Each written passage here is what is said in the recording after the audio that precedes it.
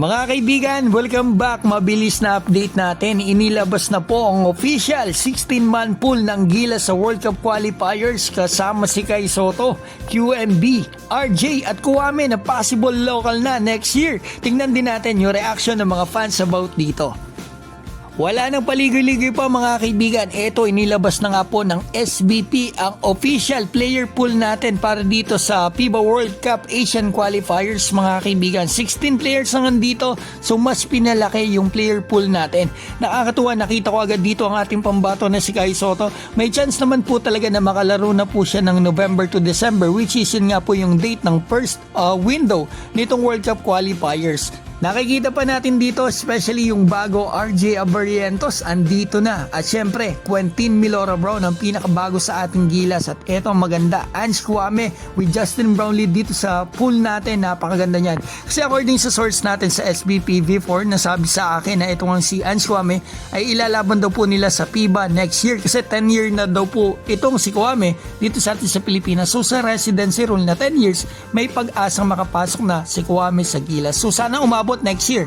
May laban tayo sa Australia at New Zealand sa third window, June ata yun o July, lagay ko rito. Sana talaga makalaro, malaking bagay pag dalawa makalaro si Justin at Ange Kuwame. So eto, tingnan nga po natin yung mga comments na nakakita ng post na ito para makita natin yung opinion ng ating mga kababayan. So eto, pagpahingayin daw muna si Japet.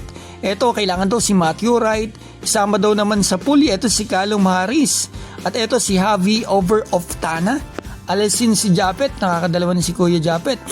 So eto, Jordan Heading over CJ Perez. So eto, kailangan, parang napapansin ko yung comment ng mga fans ay shooter. Basically dyan tayo natalo sa mga nakaraan laban natin sa shooting ng kalaban. At eto, Oftana naman. So napapansin nila si Japet and Oftana. Eto, Nokum, yan player yan ng pinsong ko before sa Mapua, magaling talaga. Pwede yan, Nokum. At eto, tingnan natin, wala pa rin daw shooter.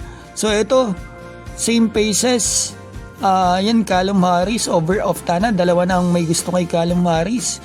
Kulang sa shooter. Ang pinaka-concern ng mga kababayan natin dito ay eto, shooters daw talaga ang eto, nakakatatlo na si Oftana, Perez and Newsome. So ito naman yung opinion nila. I-respeto natin ang opinion nila. Pero sa akin lang, i-respeto po natin yung decision po ng nila, mga kaibigan, sa pagpili ng players.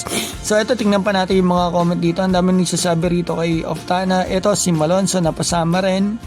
So ito, tingnan pa natin, Jordan Heading, Dal Panopio, hinahanap niya rito. Kailangan talaga natin Jordan Heading, pwede rin talaga. Gusto ko talaga, medyo nalulungkot talaga ako, hindi napasama rito yung kaibigan natin si SJ Belangel. Kasi para sa akin, honestly, hindi porket kaibigan ko si SJ Belangel, deserve na deserve po sana ni SJ Belangel mapasama dito. Pero hindi porket magaling ka, talagang sigurado na makukuha ka na. Para in-explain to dati ni Kiefer Bena doon sa niya. In-explain niya mga kaibigan, agree naman ako sa sinabi niya kasi may sistema.